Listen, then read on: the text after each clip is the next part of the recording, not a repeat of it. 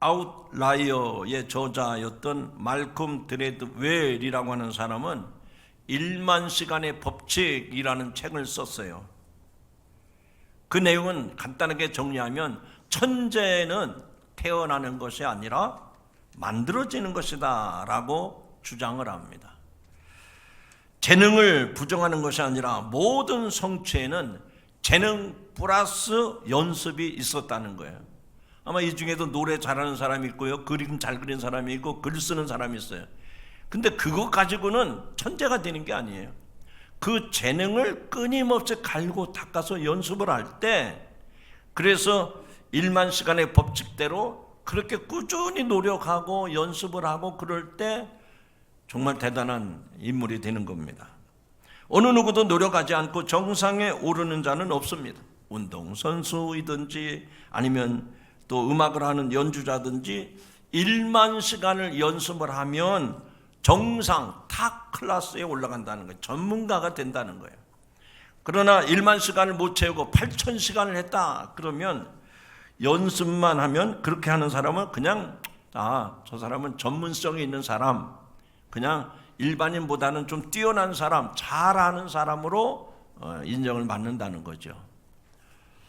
그렇게 되지만 또 거기에 미치지 못하는 한 4천 시간 연습을 하는 사람은 그냥 평범한 사람, 그 분야에서 공부를 했든 안 했든 별반 차이가 없는 사람으로 일컬음을 받게 된다는 겁니다. 제가 왜 이런 말씀을 드리는 거 아니, 신앙생활에도 이 기초를 반복적으로 연습하고 훈련해야만 하나님의 축복을 받을 수가 있고 영적으로도 승리할 수가 있습니다. 영적 승리의 기초를 탄탄히 다지는데 그 중요한 과정이 있다는 얘기입니다.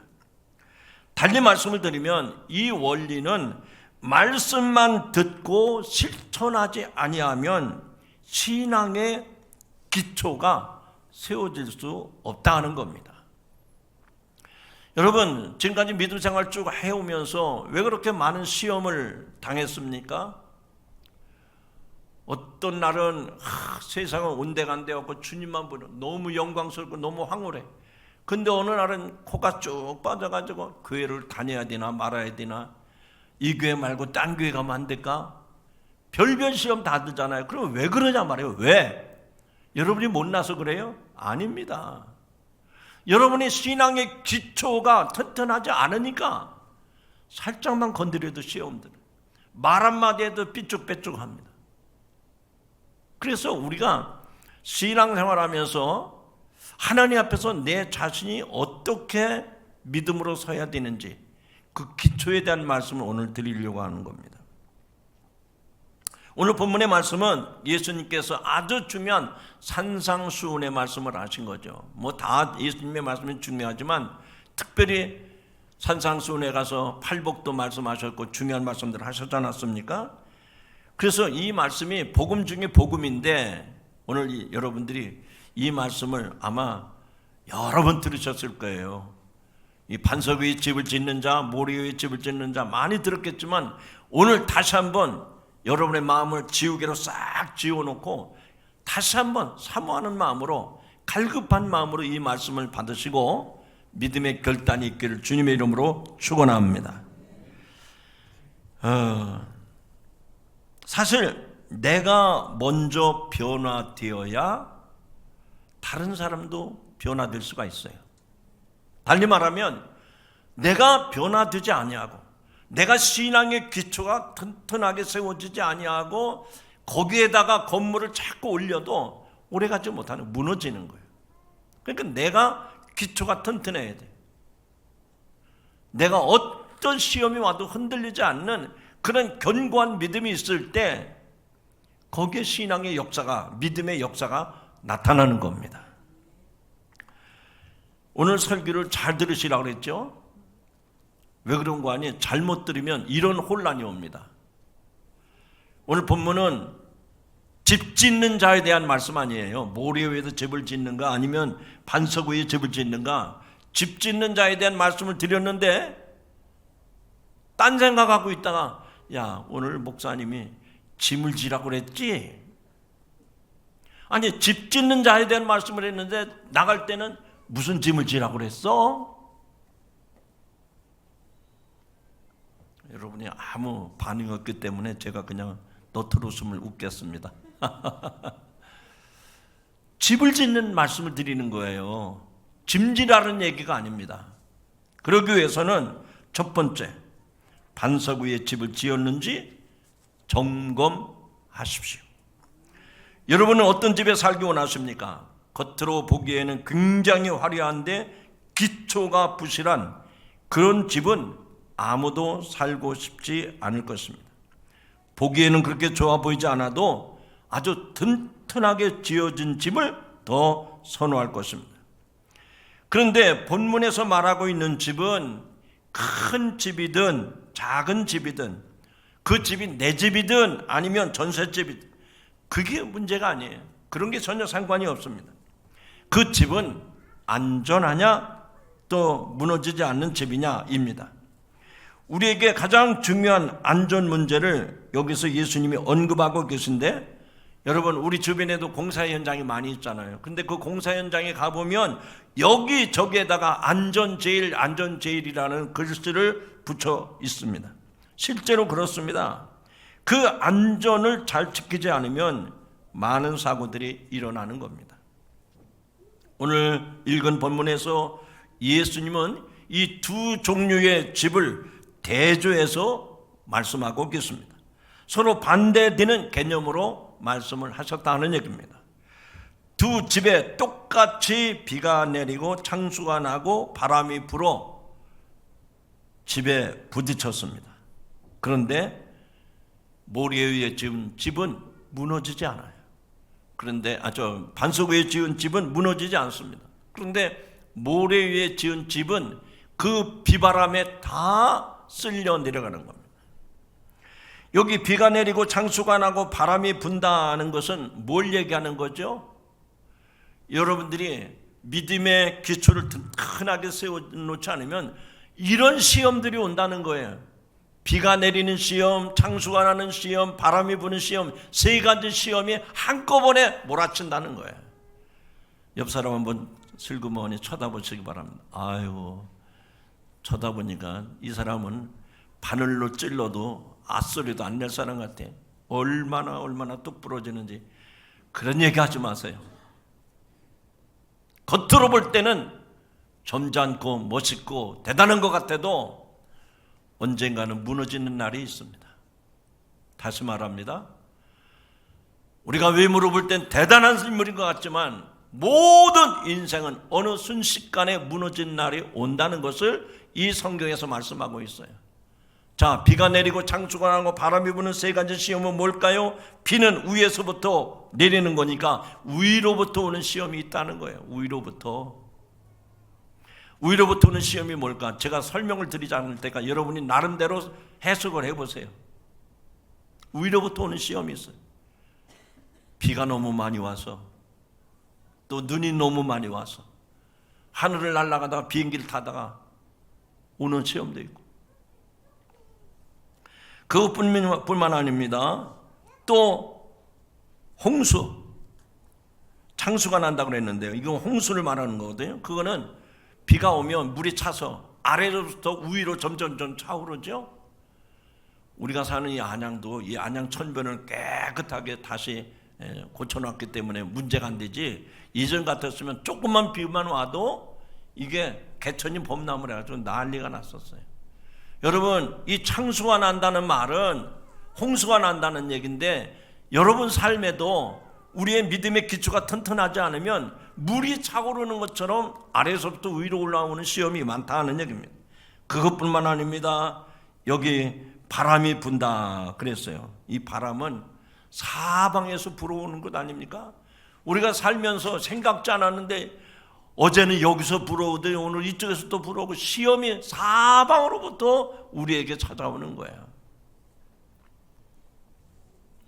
여러분, 이 세 가지 시험이 한꺼번에 닥치면 얼마나 힘들까요? 두 집은 사실 똑같은 종류의 집입니다. 집은 똑같은데 기초가 무엇이냐에 따라서 견디기도 하고 못 견디기도 한다는 겁니다. 그래서 반석 위에 지은 집은 비가 오고 홍수가 나고 강풍이 불어도 잘 견디고 문제가 없지만 모래 위에 지은 집은 쉽게 무너져 버리고 만다는 것입니다. 생각해 보시기 바랍니다. 사실 그렇게 무너질 걸 알면서도 왜 모래 위에다 집을 짓겠습니까? 모래 위에 지면 반석 위에 짓는 것보다 빨리 지을 수 있습니다. 그리고 비용도 적게 들 수 있어요. 또 겉으로 화려하게 지을 수도 있고 사람들의 칭찬도 받을 수가 있습니다. 그리고 그렇게 되면 스스로 굉장히 만족하면서 나는 참으로 위대하다, 난 참으로 똑똑하다, 난 참으로 지혜롭다, 이렇게 생각할 수도 있습니다. 사실 집이 무너지는 집을 짓고 싶은 사람이 누가 있겠습니까? 하지만 우리 인생은 누구도 예측할 수가 없습니다. 해가 바뀌었으니까 이제 지난 해가 되죠. 마지막 주일날 아침 큰 비행기 사고가 저 무안공항에서 있었습니다. 탑승자 1,000원이 사망했고 비행기 맨 뒷자리에 있던 승무원 2사람만 가까스로 살아났습니다. 여러분, 아마도 크리스마스와 연말을 즐겁게 보내기 위해서 태국 여행에 갔다가 오는 길이었습니다. 그래서 연말 연시를 즐겁게 보내고 마지막 이제 고국 한국에 돌아오는데 마지막 날 마지막 시간, 태국 갔다 오신 분 계시죠? 태국에서 한국에 들어오면 비행기가 비행하는 시간이 5시간입니다. 너무너무 즐겁고 행복하고 정말 추억이 많이 남는 여행을 하고 비행기를 타고 5시간, 그래서 막 무안공항에 도착을 하는데 그 마지막 순간에 그런 일이 일어날 줄을 누가 알았겠습니까? 이와 같이 이 땅에는 우리가 전혀 예상하지 못하는 일들이 갑자기 일어날 수가 있습니다. 생각지 못했던 재난이 닥쳐옵니다. 시간 문제일 뿐이지 이런 일은 계속해서 일어납니다. 주위의 화재나 사고 예방을 위해서도 점검을 하지 않습니까? 우리 교회가 건물이 좀 규모가 있지 않습니까? 그래서 매달마다 한 달에 한 번씩 정기 점검을 해요. 전기, 지금 이렇게 환한 불빛에서 우리가 예배를 드리는데 전기가 제대로 작동이 되는지, 어디 누전이 되는 데는 없는지 매달 외부 업체에서 들어가지고 점검을 해요. 그것뿐만 아닙니다. 주방에서 또 가스를 쓰는데 가스가 누수되는지는 없는지 그게 매달 나와서 확인해요. 그것뿐만 아니죠. 여러분 교회에 올라오실 때 승강기 엘리베이터 타셨잖아요. 그게 저절로 움직여지는 게 아닙니다. 매달 직원이 나와가지고 이게 엘리베이터가 정상 속도로 잘 왔다 갔다 하는지, 어디 결함이 없는지 매달 점검해요. 그것뿐만 아닙니다. 이 교회 안에 소방 시설이 얼마나 많습니까? 여차해서 어디 연기라도 나든지 아니면 열이 감지되면 금방 건물 전체가 사이렌 소리가 나도록 되어 있어요. 그것도 매달 점검을 합니다. 아마 여러분들은 그걸 다 제가 설명을 안 하기 때문에 도대체 그런 일이 있었어? 전기, 소방, 승강기, 가스 매달 외부 업체에서 들어와서 점검을 해요. 이 말씀을 제가 드리는 이유는 그겁니다. 과연 내가 하나님과의 관계에서 반석 위에 집을 짓고 믿음의 올바른 생활을 하고 있는지 점검을 하느냐는 얘기예요. 점검을 하느냐는 얘기예요. 지금 예배 드리는데 이 예배당 안에가 좀 따뜻하죠? 어제 저녁부터 난방 스위치 켜놓은 거예요. 누가 켜놨을까요? 반석교회 사무가 켭니다. 반석교회는 교회 관리하는 사찰이 없어요. 매번 와서요. 교회 관리부장도 계시죠? 근데 사무가 합니다. 저도 오늘 아침 먹다가 얼른 내려와서 이 교회 난방을 위해서 다 스위치를 켜놓은 거예요. 그러니까 지금 훈훈하게 예배 드리는 거 아닙니까? 우리의 일상생활에서도 매일 매 순간 점검해야 문제가 없듯이 여러분이 가장 중요한 영적 생활을 하는 데 있어서 내가 정말 반석 위에 신앙을 세워가고 있는가? 그렇지 아니하고 허망한 곳에 쉽게 무너지는 모래 위에다가 신앙의 집을 져가고 있지는 않는가? 여러분 이 시간에 정직하게 그리고 진실한 마음으로 여러분의 마음을, 여러분의 영적 생활을 점검해 보시기 바랍니다. 우리가 아무리 단단한 바위에 집을 지어도 깨지고 무너질 때가 분명 있습니다. 이 세상에 깨어지지 않는 집은 없습니다. 그런 기초도 없습니다. 그래서 영원한 반석이신 예수 그리스도 위에 우리의 집을 지으라고 하시는 겁니다. 한번 따라합시다. 반석 위에, 예수 그리스도 위에 집을 지읍시다. 분명히 말씀드렸어요. 예수 그리스도 위에다가 집을 지으라고 그랬습니다. 반석 위에다 집을 지으라고 그랬어요. 옆에가 아닙니다. 그 언저리에다가 집 지는 게 아니에요. 예수 그리스도 위에다가, 반석 위에다가 집을 지으라는 것입니다. 두 번째로는 말씀을 듣고 순종함으로 지혜로운 자가 되라는 겁니다. 따라합시다. 말씀을 듣고 순종함으로 지혜로운 자가 되라. 누구나 인생의 집을 제대로 짓기 원할 것입니다. 그런데 누가 지혜로운 사람이 될 수 있습니까? 오늘 24절의 말씀 보니까 반석 위에 집을 짓는 사람은 지혜로운 사람 같으리니 라고 말씀을 했습니다.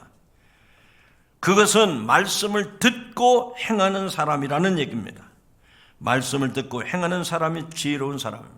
그런데 지혜로운 사람이 있는가 하면 반면에 어리석은 사람이 있다고 말씀했어요. 그것이 26절에 나옵니다. 나의 이 말을 듣고 행하지 아니하는 자는 그 집을 모래 위에 지은 어리석은 사람 같으리니 비가 내리고 장수가 나고 바람이 불어 그 집에 부딪힘에 그 무너짐이 심하니라 라고 말씀을 합니다.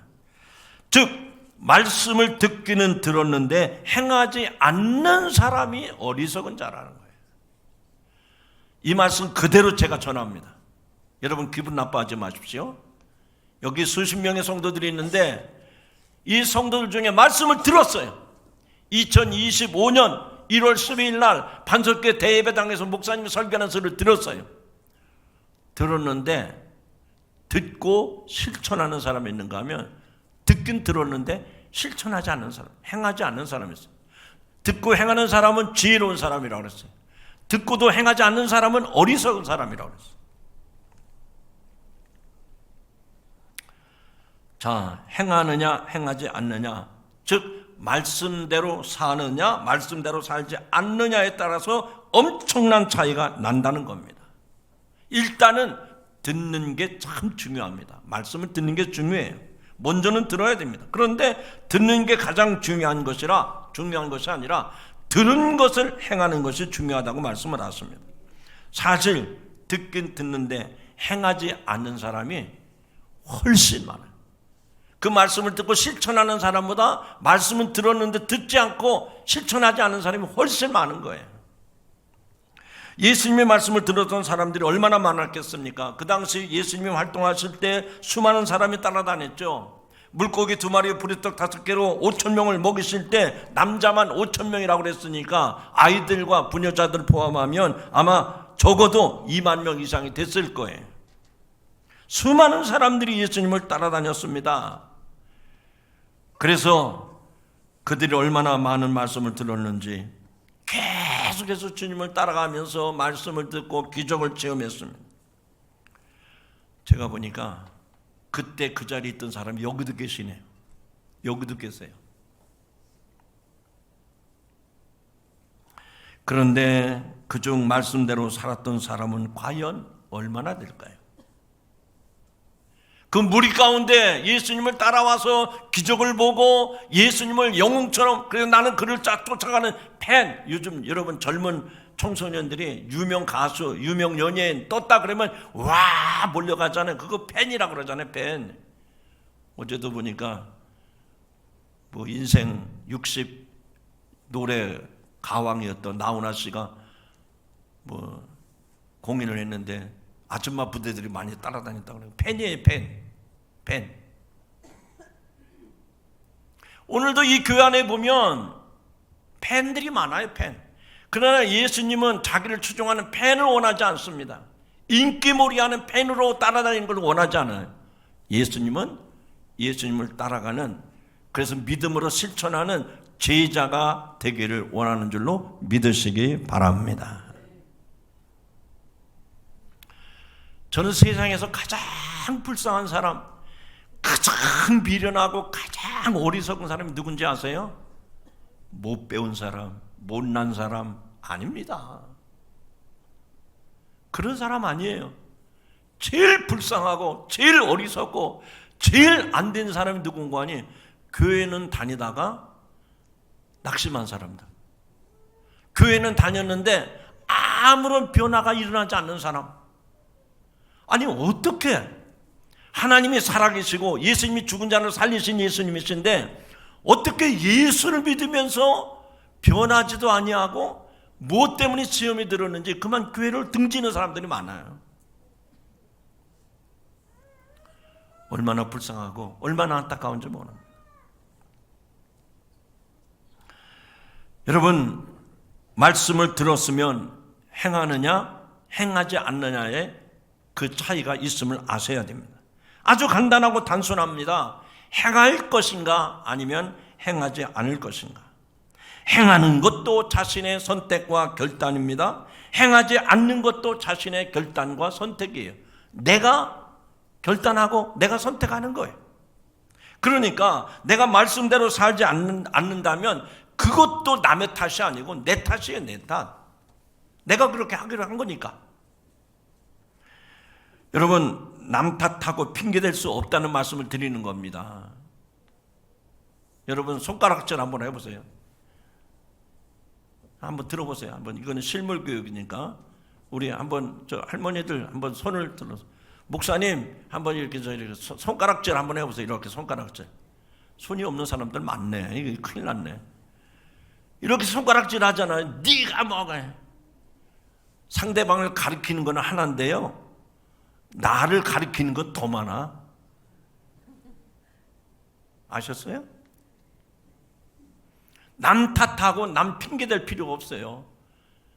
내가 반석에 집을 짓고 실천을 해야 되는데 너 때문에 나 못했다. 너가 아니라 나 때문이야. 나 때문에. 내가 선택하고 내가 결단한 거예요.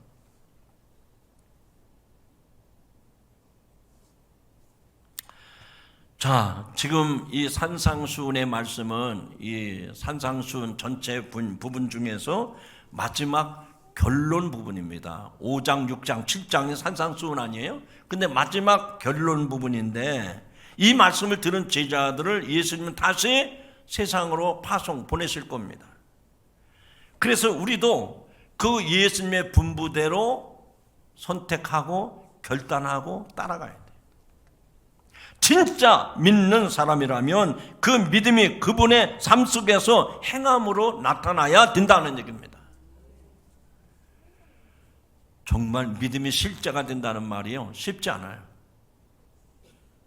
저도 이거 뭐 다른 분들 얘기할 게 없어요. 저도 제가 이렇게 막 설교를 하고 그러잖아요. 그러면 집사람하고 무슨 문제가 생기잖아요. 그러면 목사님 설교한 대로 사세요. 그 믿음으로 실제가 된다는 것은 쉽지 않아요. 그러나 부단히 또 깎고 다듬어서 그렇게 하나님의 사람으로 세워져 가는 거예요. 하루아침에 천지개벽하는 일은 없습니다. 여러분, 반석 위에 집을 짓는다는 것이 과연 무엇일까요? 결국은 우리가 주님의 말씀 위에 자기의 삶을 세우는 것입니다. 예수님이 우리의 반석이시고 하나님의 말씀이 우리의 반석입니다. 그러니까 말씀의 옆에다가 집을 지으면 안 되고 그 말씀 위에 예수 그리스도 위에 세워서, 그래서 주님이 강권하시는 대로 내 삶이 실제로 변화해야 돼요. 오늘 이 말씀을 받으시고 그래 내가 오늘 말씀처럼 내가 살아봐야 되겠다. 그래서 이것도 해보고 저것도 해보고 여러 가지 하지 마세요. 여러 가지 할 능력이 안 됩니다. 우리는 한 가지만 한번 바꿔보세요. 첫 번째, 주일 성수만 해보세요. 주일 성수. 두 번째, 물질의 복을 받으려면 11조 생활해보세요. 범사에 감사하리는 그리스도 예수 안에서 너희를 향해서는 하나님의 뜻이니라 그랬으니, 감사할 일이 많은데도 입을 싹 찢고 모른 척하고 남한테도 그런 걸 드러내질 않으려고 그래. 가만히 있어. 지난 주간에도 누가 어떤 얘기를 하더라고요. 그거 봐, 하나님이 그런 은혜를 주셨는데 그거 감사해야지. 그랬더니 그런가? 이렇게 대답을 하더라고요. 마땅히 감사해야 되는 것을 잊어버리고 사는 거예요. 여러분, 여러 가지 중에 한 가지씩이라도 오늘 이 말씀을 통해서 여러분의 삶을 실제로 변화시켜 가시길 주님의 이름으로 축원합니다. 마지막 세 번째는 따라합시다. 나도 이런 집을 짓고 살리라. 이런 집이 뭐예요? 무너지는 집? 아니죠. 무너지지 않는 반석 위에 지은 집을 짓고 살리라. 결단하시기를 주님의 이름으로 축원합니다. 지금까지는 이제 예수님께서 반석 위에 집 짓는 자, 모래 위에 집 짓는 자에 대한 말씀을 하셨잖아요. 그거는 직접 오신 분들 다 아시죠? 자, 모래 위에 집을 지을 것인가, 반석 위에 집을 것인가. 그거는 공사, 집을 짓는 일 중에 제일 첫 번째 토목공사에 해당되는 부분이에요. 토목공사. 그래서 터를 닦고 그리고 다지고 그 기초를 놓고, 그건 토목이에요. 토목공사. 참 기초를 놓는 거예요. 그거 했다고 해서 집이 다 완성되는 건 아니에요. 집을 지었으면 또 건물을 세우고 그 건물 안에 어떤 구조로 방을 배치하고 어떤 가구를 들여놔야 되는지, 이게 이제 내부 공사를 해야 되는 것 아닙니까? 내부 공간을 어떻게 할 것인가, 내부 공사를 어떻게 할 것인가. 자, 여러분들이 나도 이런 집을 짓고 살리라 그랬으니까, 여러분이 살 집이라면 어떤 집이 되면 좋겠습니까? 장로님들, 권사님들, 집사님들, 여러분 지금 사는 집 말고 하나님이 여기 100평, 200평 땅을 줬는데 여기다 너희들 땅을 져라, 땅 위에다 집을 져라 그러면 어떤 집을 짓고 싶으세요?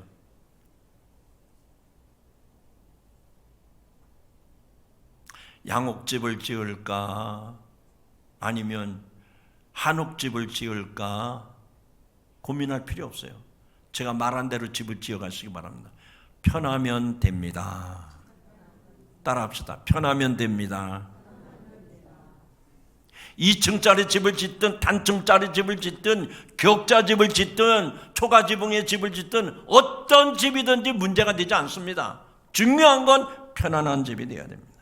왜냐하면 그 집은 내 삶의 기반이 되고 내 삶의 터전이 되는 곳이기 때문에 내가 쓰기에 편안하면 되는 거예요. 여러분들이 하루 종일 밖에 나가서 일하다가 저녁이 되면 뭐라고 그럽니까? 나 집에 갈래 그러죠. 그 말은 무슨 얘기예요? 이제 난 집에 가서 편히 쉬고 싶다는 말 아닙니까? 그만큼 여러분의 집은 편안해야 합니다. 이 집은 정착의 개념이에요. 내가 밖에 나가서 분주하게 왔다 갔다 일을 하고 피곤하지만, 그러나 나는 이제 집에 가면 그 집에서는 내가 편안하게 쉴 만한 그런 집이 돼야 되는 겁니다. 그런데 제가 봅시다. 여기 거의 대부분 정착의 개념으로 쉴 만한 곳으로 집을 준비한 사람들이 거의 없어요. 어떤 개념으로 집을 장만했을까요? 다 재산의 개념을 가지고 집을 장만했어요. 아파트든지 빌라든지 다 재산의 개념을 가지고, 야, 여기에 집을 사놓으면 나중에 월판선 전철 지나간대, 대박나, 앞으로 4, 5년만 기다려봐. 아니, 집이 편안해야 되는데 재산 개념으로 생각해가지고 전부 다 거기에 올인해. 우리 예수 믿는 성도들이 눈이 다 돌아갔어요 지금.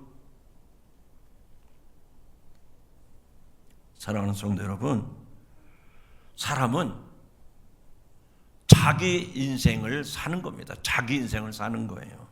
자기 얼굴을 가지고 자기 삶을 사는 겁니다. 이게 바로 하나님과의 관계에서 오는 성도의 정체성이에요. 그런데 우리들은 남에게 보여주고 싶은 집, 남이 이렇게 사니까 나도 그런 집을 살아야 한다고 생각을 해서 그런 집을 장만하는 거예요. 물어봅니다. 그게 옳은 것일까요? 예, 세상의 잣대로 보면 그게 옳아요. 그러나 신앙의 관점에서 보면 그거는 잘못된 겁니다. 여기서 우리 성도들은 집에 대해서 자기의 생각을, 여러분들의 지금 생각, 이 생각을 정리해 보셔야 됩니다. 한국인의 의식 속에는 집이 자기 신분을 말해 주는 것이라고 생각을 합니다. 아, 내가 그래도 나이가 이만큼 들었으니까 내가 그래도 사회적으로 이런 위치에 있는 사람인데 내가 월세 살면 되겠어? 전세 살면 되겠어? 지하실 방 같은 데서 냄새나는 집에서 살면 되겠어?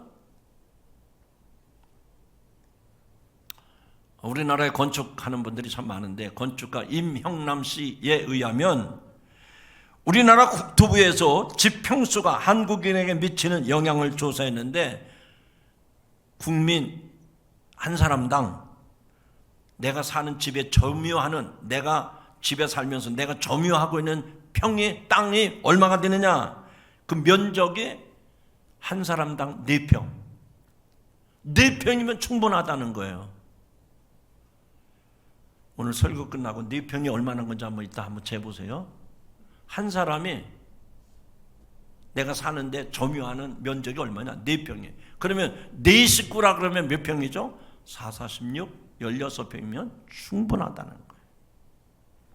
여러분, 이 말에 동의하십니까? 동의할 사람 없을 거예요. 동의할 사람 없을 거예요.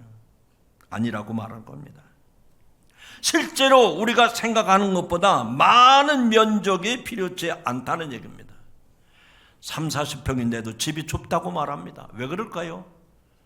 아니 16평보다 3, 40평이면 2배가 넘는 큰 집인데 왜 그 집이 좁다고 그러는 거예요? 이유는 딱 하나입니다. 너무나 많은 짐들이 그 면적을 점유하고 있기 때문이에요. 쉽지는 않겠지만 아까워도 쓸모없는 짐은 남을 주든지 버리십시오. 또 짐을 좀 정리하십시오. 짐을 어떻게 정리하냐에 따라서 넓은 집을 좁게도 쓸 수 있고 좁은 집을 넓게도 쓸 수 있습니다. 자, 제가 지금 여러분의 주택에 대해서 어떻게 했다가 그 얘기하는 게 아니잖아요. 다시 본문으로 돌아갑니다. 이 말씀은 집이 넓은 게 죄악은 아니지만 너무 필요 이상으로 넓을 필요가 없다는 말입니다. 이제는 여러분의 이 생각을 정리해 보시기 바랍니다. 내가 꼭 필요로 하는 집은 크지 않아도 되고 화려하지 않아도 됩니다. 그러면 내가 원하는 집은 어떤 집이라고 그랬어요? 튼튼하고 편안하고 그러면 되는 거예요. 결론입니다. 이 말씀을 통해서 제가 여러분에게 전하고자 하는 메시지는 뭔가 아니에요. 그러면 아파트 40, 50평짜리 팔아서 줄이라는 얘기입니까? 그런 뜻이 아닙니다. 그런 뜻이 아니고 하나님과 나와의 관계도 인생의 집을 반석 위에 짓는데 그 집이 지금 편안한가? 그 집에 살면서 내가 하나님과의 관계가 원만한가? 이거를 점검해 보라는 거예요. 여러분, 이제 말씀 맺습니다. 자신을 돌아보시기 바랍니다. 하나님과 나 자신과의 관계를 살펴보시기 바랍니다. 나와 하나님과의 관계가 잘 세워져 있는지를 확인해 보라는 겁니다. 그리고 내가 하나님과의 관계가 내 집처럼 정말 편안하고 안정되고 튼튼하게 잘 유지되고 있는지를 점검해 보라는 겁니다. 물어봅니다. 제가 여러분에게 물어봅니다. 설교를 끝내면서 물어보고 싶은 게 있어요.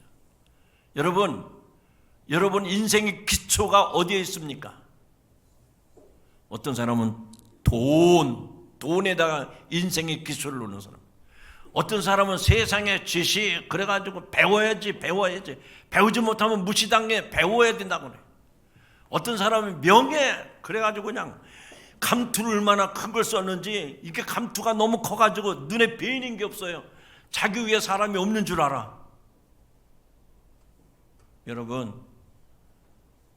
정말 내 인생의 기초는 뭐지? 돈입니까? 세상의 지위입니까? 명예입니까? 지금까지 그런 걸 붙들고 살았다면 이제 하나하나 내려놓으세요. 하나하나 내려놓으세요. 그리고 내 인생의 기초를 예수 그리스도 위에, 하나님의 말씀 위에 세워 가시기를 주님의 이름으로 축원합니다. 기도하십니다. 하나님 아버지, 오늘도 우리가 행복한 관계를 맺기 위해서는 하나님 앞에서 내가 어떻게 살아야 되는지를 오늘도 말씀을 통해서 깨닫게 하시니 감사합니다. 주님께서 산상수훈의 결론으로 반석 위에 집을 짓는 자는 지혜로운 사람이지만 모래 위에 집을 짓는 사람은 어리석은 사람이라고 그랬습니다. 둘 다 견고한 집인 것 같지만 비가 내리고 창수가 나고 바람이 불 때 그 무너짐이 심하다고 했습니다. 주여, 우리로 하여금 내 인생의 기초는 세상의 지위나 명예나 권세에 있는 것이 아니라 예수 그리스도 위에 세워지게 하여 주시옵소서. 그래서 순식간에 닥쳐오는 하나님의 무서운 심판 앞에서 허망한 일을 당하지 않게 하여 주시옵소서. 날마다 천국 소망으로 가득하게 하시고, 그래서 주님 안에서 편안한 행복한 삶이 되도록 은혜를 베풀어 주옵소서. 예수님의 이름으로 기도하옵나이다. 아멘.